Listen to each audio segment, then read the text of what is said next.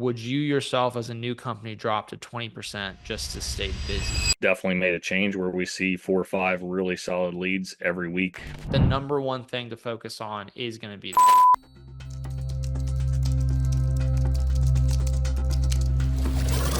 thanks for joining everybody. This is Roofer2Roofer. This is your opportunity to ask any question you have about the roofing business, about um, about just roofing business in general. We have Scott here, owner of Rainstoppers Roofing and SDR Consulting, and then I'm the CEO of ProLine. And I've had a lot of experience working inside of roofing businesses, and then now working on software for roofing businesses. So you got a lot of knowledge between the two of us, and we are here to answer your questions. So if you have any questions for us, please put those in the Q&A section at the bottom of Zoom or in the chat. Either one is fine, and we'll answer your questions. Until we start getting questions in from you guys, we're going to go through our own questions that we have queued up. So we'll start with one of ours, and then we'll start answering y'all's questions once we see them. Okay, I'm going to grab our first question. You in the van or in the The motorhome. on the road? I'm at Disney. Oh, did you guys Yeah. drive down? I guess you Um, would have had to our if you have a motorhome was motorhome. in Florida. We flew down, went to the Keys for a few days, and then came up here. Nice, Yeah. nice. Cool. You guys are actually going to Disney, or you're just in by No, Disney? we went, yeah, last 2 days we went to the parks and we went this morning for well, till about 2 o'clock. So yeah. Cool. Sounds like a good time. Yeah, the boys are liking it, so it's good. Nice. All right, I got a question here. We'll start with this. What are strategies to mitigate the effects of weather on your roofing production schedule? Don't make a schedule. I mean, it's that simple. We work off a queue, not off a schedule. So you're next. That might be tomorrow. That might be 3 days from now. Um, we're real good about, also keeping multiple jobs ready. So we always deliver. We try to keep like 3 to 5 jobs delivered on the ground, ready to go. Yeah. So, for instance, for us, spring is a real hectic time because we just get crazy weather up in the Northeast. Pop up rains, weather changes every day. So, like, if tomorrow's a nice day, but the following day's a rain day, and the next guy in the queue is a 3 day project or a 2 day project, well, we're not going to run him tomorrow. But fortunately, we have multiple jobs on the ground, and hopefully, one of them is a 1 day project. That's the next guy. So that's basically how we work it. We keep, 3 to 5 jobs ready to roll with the queue in mind. So there is no hard schedule.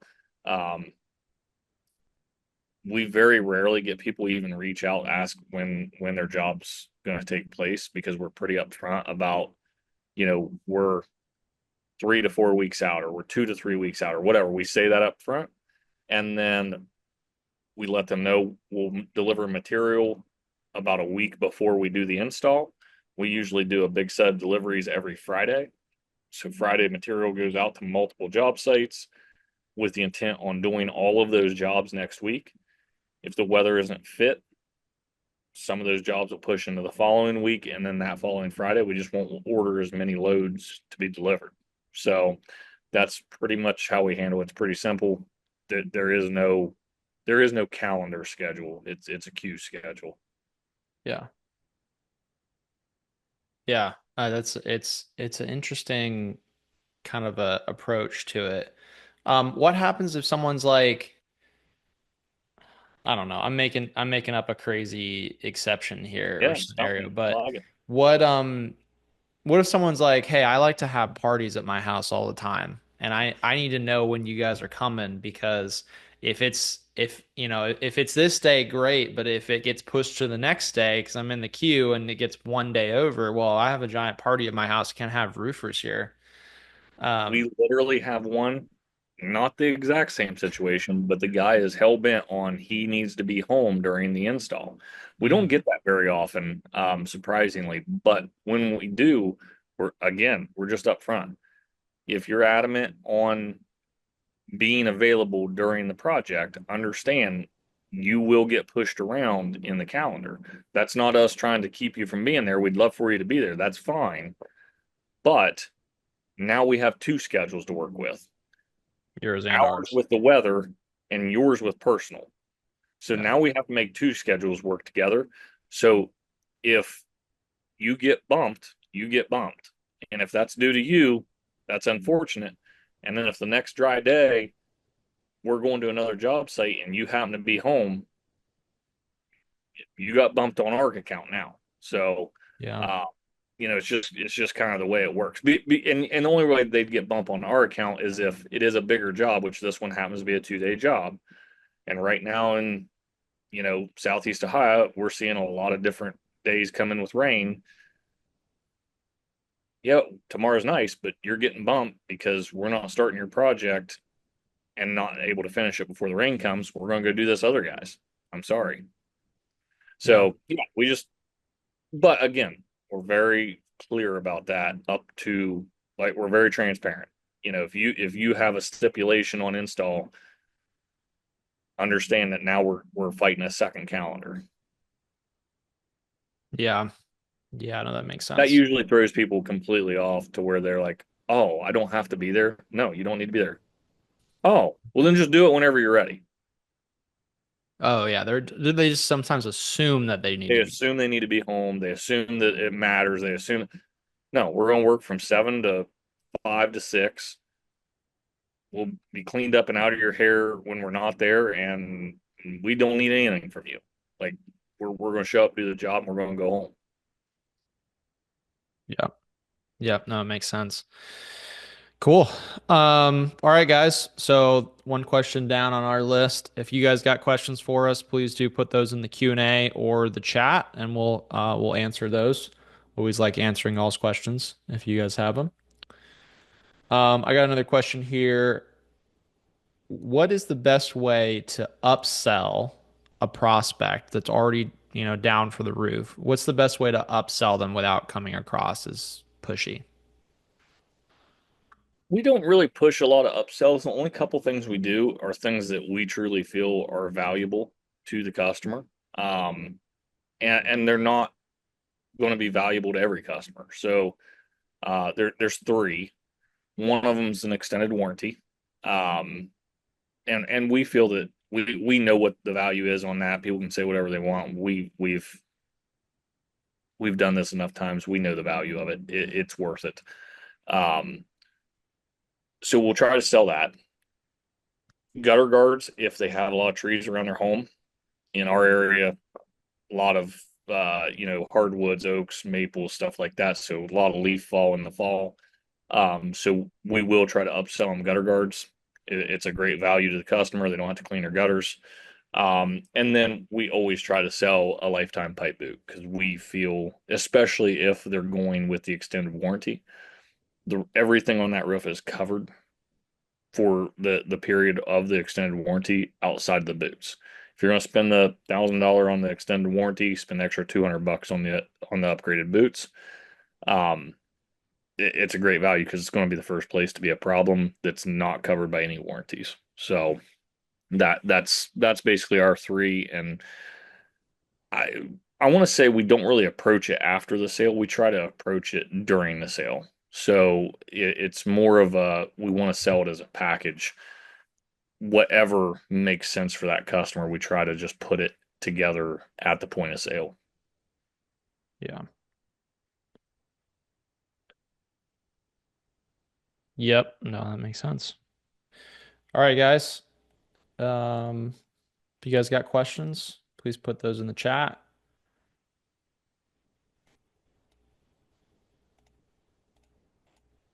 Do you remember to record today? I did. We are recording. Oh, we got a question. We got a question. Just make sure. Yeah, we are recording today. Um, This question is new company, 34 Google reviews with 5 in the last 2 days. I know for a fact we're getting the most reviews per week than any other local company. 3,000 ad spend on LSA, but zero new leads. Um, is do you have a question there for us? I guess they're working up to the question.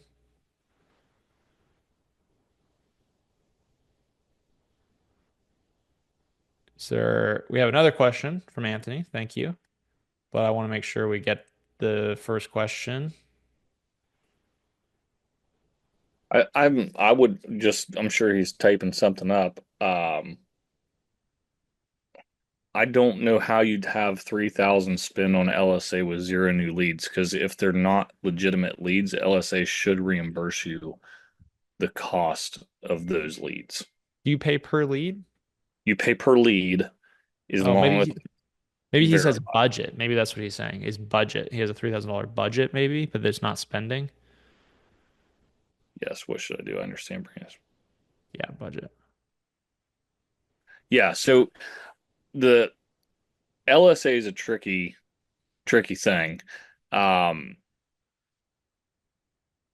my budget's 15,000 a week. We only spend maybe $300 to $400 a week. LSA works, from my understanding, works off of who's willing to spend the most. So presence is a big one. You have to have good reviews. You have to update LSA with photos and posts and different things like that. You have to do that stuff. But then the final criteria is who's willing to spend the most. So, like I say, our budget's 15 grand a week. In no way, shape, or form would I spend $15,000 a week on one ad source. I don't think I spend 15 grand a week on all ad sources combined. Um, but you know, I know that's how LSA operates. So we just up it as high as we could get it, and 15 grand happened to be the limit when we were trying to do it. And that's definitely made a change where we see 4 or 5 really solid leads every week off of LSA. And if it's not a solid lead, I actually just saw today we got reimbursed like $280 for next month because they weren't verified leads. They wanted siding repair or some, different things that aren't in our profile of services we offer. Yeah. So if I set a budget of 10,000 and it gives us that amount of leads, I'll have a heart attack. Here's the Understanding. thing. The way I look at it is if I burn, here's the beauty of LSA. This is the great part about it because it's such an easy thing to use. I hope that we do $15,000 in a week, because I'm here to tell you I can shut that sucker down for about 6 months because we're going to have so many leads to run that I don't need to worry about anything else. So Just if monitor it. if it works, it works, and we're just going to shut it. We would literally just go in immediately, turn it off, go run those leads for the next X amount of weeks, and not have to worry about finding leads for quite a while. So that's the worst case scenario. But I would not expect that. Like, I've talked to many people on LSA. You're never going to hit the budget. Hmm, that makes sense. So you just gotta set it high and then monitor constantly. Yes. Um, Question here from Anthony. How much can a typical roofing company make off a typical house in profit? I would call a typical roof a 20 square. I mean, I think that's kind of the national average is like 20 square. So 20 square, let's just say you're selling it what? Let's just call it 500 a square, just for easy math. What's the math on that? That's $10,000. If you're running gross profit of 35%, that's $3,500. If your overhead's 15%, then you're left with what? Is that $2,000? No, that'd be $1,000. Leave you $1,000. So, I mean, And that's probably realistic. You should at least make $1,000 on a $10,000 job. That's 10% net profit. Yeah. I think that's more than realistic. And that job should take, I mean, if you got a good crew, that job should be done at, I mean, for us, we're done with that job at noon. But realistically, that's a day. That's a day job. 1 day job. Um, all right. If you guys got more questions, we'd love to answer them. So put it in the chat or the Q&A. Um, and we will answer those. Otherwise, oh, we do have a new question here. I'm gearing up for a brand development on social media, or for brand development on social media, expecting to grow organically outside of LSA, but the lead train has halted. I know this is rough because we are new, but any recommendations on other lead avenues for our current situation? Yeah, I think organic social media is huge. I think paid social media definitely has its downfalls. I think it's very expensive with very low intent leads. That's what I would call it. Um, the direction we are transitioning to is more I- we'll call it canvassing, but it's a strategic canvassing. We're not just out knocking doors around storms. We're knocking doors around appointments. We're knocking doors around builds, that kind of thing. Putting door hangers out, the yard signs, the truck wraps, all that stuff, that brand awareness in communities. It really does work. I know a lot of the gurus out there preach, 5 mile famous or what, all these different terms. Just dominate a community. Like if you got a community that you can get in and you've got a job in it, take advantage of that job. You can absolutely sell one job off of a job. All you gotta do is, have a wrap truck in the driveway during the install, have a sign in the yard, canvas around. You should have already canvassed once. Once you sold the job, you should go around to the neighbors, giving out your business card, not trying to sell. You're going around and you're just saying, "Hey, Mr. Smith, I'm doing Joe's house down the street. Just wanted to let you know if during the install you see any trash blowing around or there's a truck in the road or anything like that, my number's on this card. Feel free to call me. I'll be sure to take care of it immediately." If you do that, you're teeing yourself up. You made a relationship. Now, when you go to do the build, you get the opportunity to canvas to sell, and you go around at that point. You're knocking that door again. Hey, we're doing, Joe's house down the street. I did notice your roof is showing some age from what I can see on the ground here. We offer free inspections. Would you like me to set up a time to, check it out and give you a quote? He's tickled to death with what we've done. I'd love to be able to take care of you too. You hit 30 houses around the neighborhood. I mean, we're finding out very quickly it's not hard to sell at least one of those jobs. So um, that's the direction I would head. Keep working SEO. SEO for us is king. Number one, our number one lead source is Google SEO. Number two is referral. Um, it's been that way for us for 5 years. So that has not changed. And number three is LSA, but it's significantly behind number one and number two. So, and then 4, 5, and 6. That honestly, that it's minimal. Yes, we get leads, but leads that sell, those other leads are very minimal. So that's where I would really put your focus. Yeah. We got some, so we'll come back to the chat because we got some questions here in the Q&A area. So we got a question here from Mark. I'm dealing with replacing some scuppers on a flat roof system concrete building. I'm having them fabricated. Curious on what you would plan to pay a sub to remove the existing and install new per scupper. We will flash in with smart flash. So that's funny. Mark writes. I've got a guy that works for me. His name's John Wrights, and I've never seen that name anywhere else. It's interesting.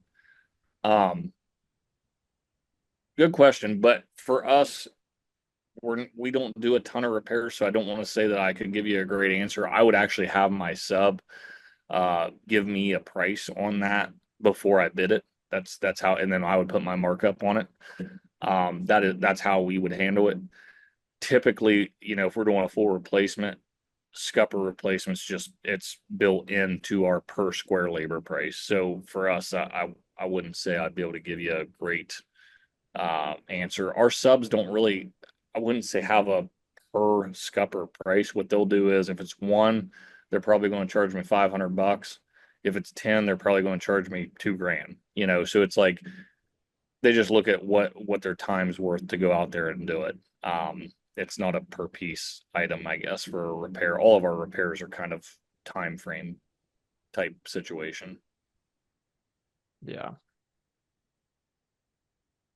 that makes sense. All right, next question here. How do you get your leads? Is it cold calling? Do you buy the leads? Do you door knock? And how do you get past the no soliciting signs in door knocking? We do door knock. Like I said, we're very heavy in for SEO. We rank very well. That's always been it's been our biggest. We're also in very small markets to where that's a lot easier than it is in Houston or you know Orlando or something like that. So for us, it was not real hard to start ranking. So we've done well there. But the door knocking is not storm knocking. So we don't have storms, not very often. I don't know that I've ever seen a no soliciting sign in any of the neighborhoods we live in or service, because we just don't really contend with that. Um, so yeah, the referral we work very heavily, and we don't do it through a pay per referral system.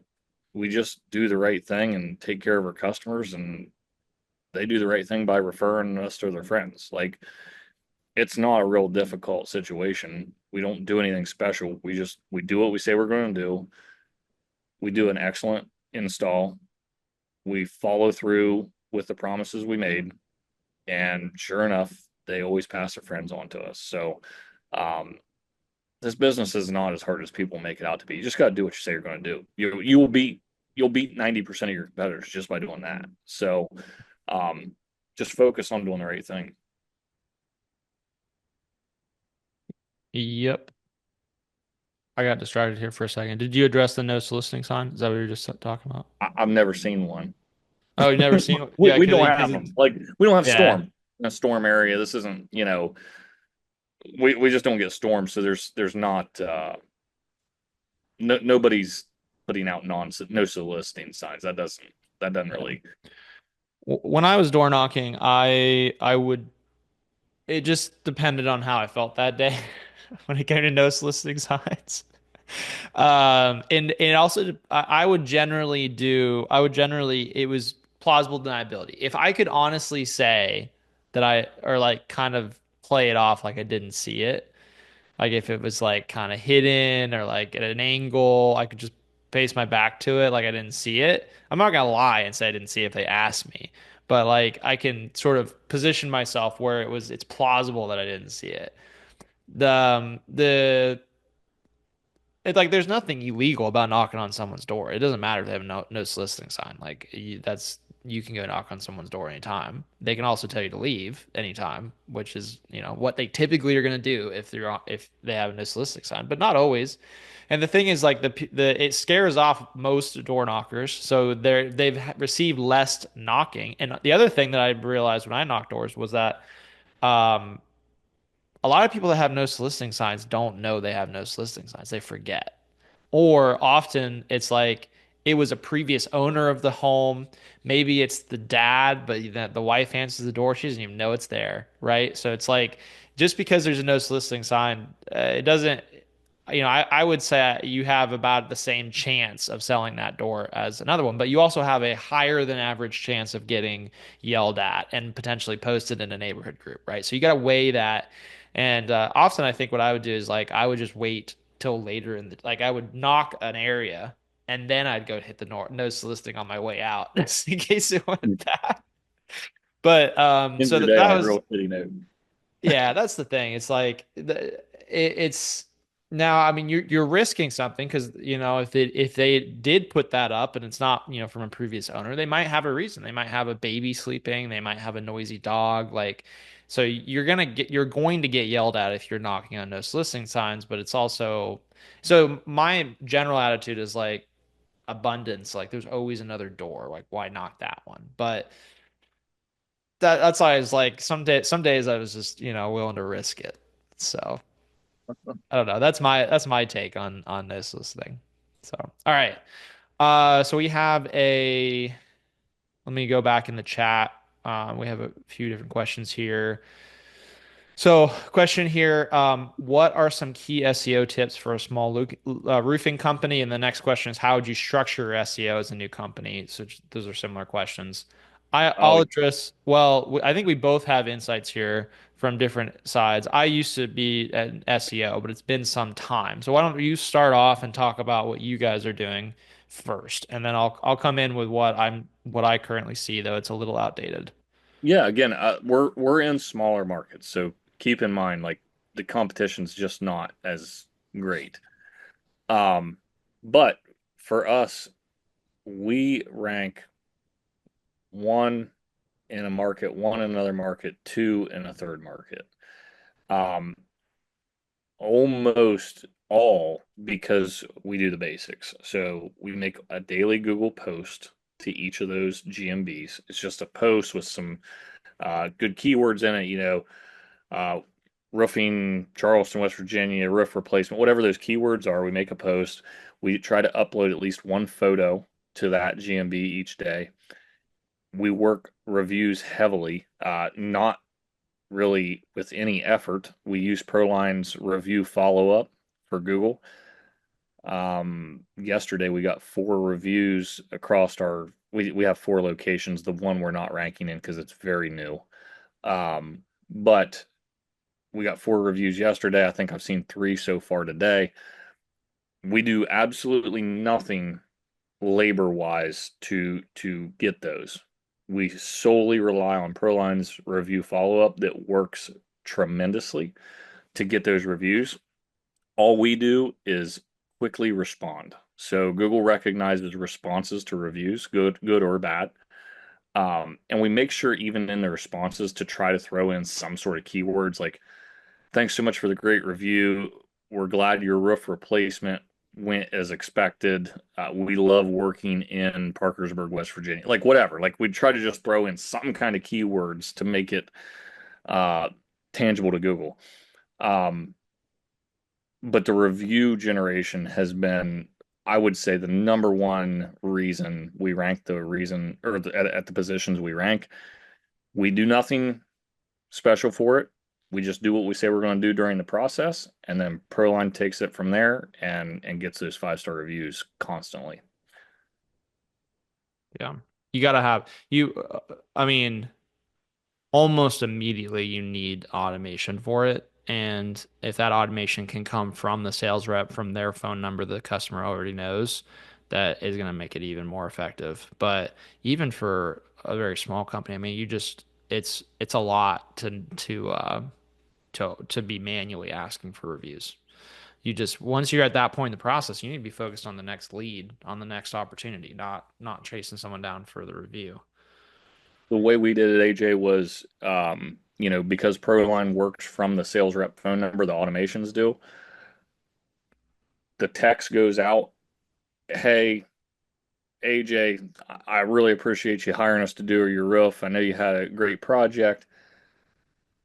If you could leave a review at this link, it will affect, how I am paid.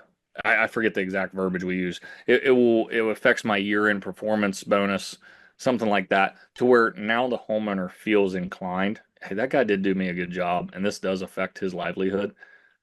I can tell you right now, we don't pay our guys per for that. Like it's a lie. Like it's actually kind of a lie. But the homeowner feels more inclined to leave it because of that. Do I feel guilty? No, I don't feel guilty because my guys make a boatload of money. Like they don't that I Well, started paying yeah, them per review. Here's what I did. I was paying them per review. We got less when I was paying them per review. yeah, So I talked to him. I said, "Hey, do you want to do this instead?" Yeah, I'm tired of trying to follow up with people to get reviews for $50. Okay, yeah, we're just going to say that we pay you and move on because you already got paid for it. They get paid for the review whether they freaking get it or not. They make right. tons of money. So Well, if the that's review, what we do. if you they didn't get the review, you would just let them go, right? So it is kind of true. Like if Yeah, they're not getting, exactly. Right. No, if they got a bunch of bad ones, they're gone. yeah, So yeah, no, but just putting some sort of incentive for the customer to be incentivized to help the sales rep that got them a job well done makes a huge difference. yeah, yeah. I'll add to that when it comes to SEO in general, just like talking about how to structure his new company. Yeah, I mean, reviews are gonna be absolutely most important. And I can't emphasize enough how different it is from a crowded market to a not crowded market. There's only so many spaces and nothing gets adjusted. So there's three spaces, like for generally for Google Local, for your Google My Business. And then if you're not in the top five spaces on Google search, like you're just not getting anything from the organic SEO. And whether you're in a small market, it's the same five spaces and then three for local. It's the same as the big market. So when you have 100 more companies, it doesn't matter how many extra people are in the city. You're competing for those same eight total spots that you can get essentially SEO traffic through. And so if you're in a large city, unfortunately, it's going to be a ton of work. And this is the thing where a lot of agencies get in trouble. And I ran an agency and I got in trouble for this one time is that I came in, I charged somebody in the big city the same thing that I charged in the small city, and I had all these amazing results in the small city. And I went to the big city, charged did the exact same thing, same amount of money. They never saw results for 6 months, and then they fired the agency. And I was like, oh, the only way that I could have delivered for them is if they were paying me 3 or 4 times as much, and then I could have done the volume of work to compete in that market. So the market you're in massively changes how much you're going to have to pay for SEO or how much work you're going to put in. And what that work looks like, it's still, even in the age of ChatGPT, it's still content. Like it's still going to come down to putting out highly valuable content, not content that's just generated by ChatGPT, because that's just going to get you penalized. You are going to got something on my tongue. You're going to need to be feeding the AIs. That's what Google wants to see is like you're putting out truly valuable content that then is able to be used by their AI engine to come up with good answers. So if you're just feeding AI stuff back into the system, they don't want that. So you're not going to rank anything. You got to actually put good content out. You can use AI to help you, but at the end of the day, it has to be good, well-written content that is intentionally changed to not look like it came out of ChatGPT, which takes real work. So yeah, but the thing is like I love your focus, Scott, on the organic social because the organic social does scale with how big of an area you are. So the organic social works in the small market, it works in the big market. So yeah, SEO there's only the 8 spots, but you also have more people. So if you can be really active on social, you may be able to compensate and still get a lot out of that. And that being active on social will feed back into the SEO. Um, so yeah, that's the that's the tough thing. But I think as a new company, the number one thing to focus on is going to be the reviews. I agree with you, Scott, completely. That's the number one thing. Get the If review. you're wanting to rank and you're not ranking and you're already doing those things, then I would recommend reaching out to DEMA with Roofer SEO School. Yeah. I went from because Charleston, West Virginia is a more competitive market than my other markets. We went from ranking like number 6 to number 2 in like 3 months with DEMA. Um, he's very good when it comes to ranking a roofing company on Google. But just because I've used it, I do believe DEMA has a great system to get you there.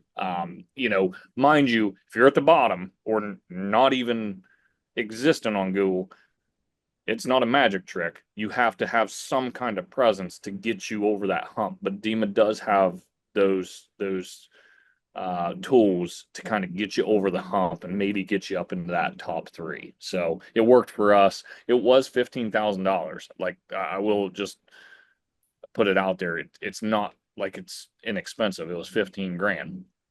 Um, but it worked. I'm willing to pay for something if it works. Yeah. Yep. Um, yep, makes total sense. The All right, we'll move on from SEO. Oh, I was going to add to that. If you're looking for an agency that's going to help you actually do the work for you, I'd recommend Hook Agency. But I mean, they'll probably even turn you away, I would imagine, if you're not at a certain size, because you shouldn't be working like Dima is and you can also be a big company and work with Dima, but Dima stuff will also work at a very small, like early stage. Versus like, yeah, if you're $1 million or even $2 million, you really shouldn't be hiring an agency. It's just, especially in the larger markets, but even in the smaller markets, like it's just not going to pay off for you. Get the Yeah. other stuff done first. Um, all right. We got a question here, completely unrelated to my other questions. We push 35% profit margin bare minimum, and it has worked out pretty well. We have missed out on 4 jobs from not being as competitive. Would you yourself as a new company drop to 20% just to stay busy? It's a good question. Is like maintain a good profit margin or drop it just to stay busy, like Yeah. as a No, new I company?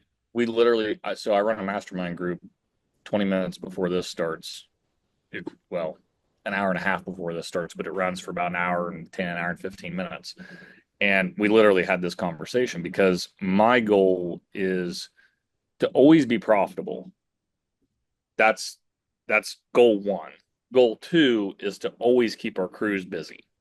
So there's a fine line that you have to kind of flirt with from time to time. And what we were discussing was bringing on your next crew. So for me, I don't ever want to have a week's worth of work with 3 different crews doing that week's worth of work. If I got only 1 week's worth of work, I want one crew doing it every week. Yeah. But you'll get to a point in growth where I've got a 6-man crew. I've got them booked and my backlog's growing and growing and growing.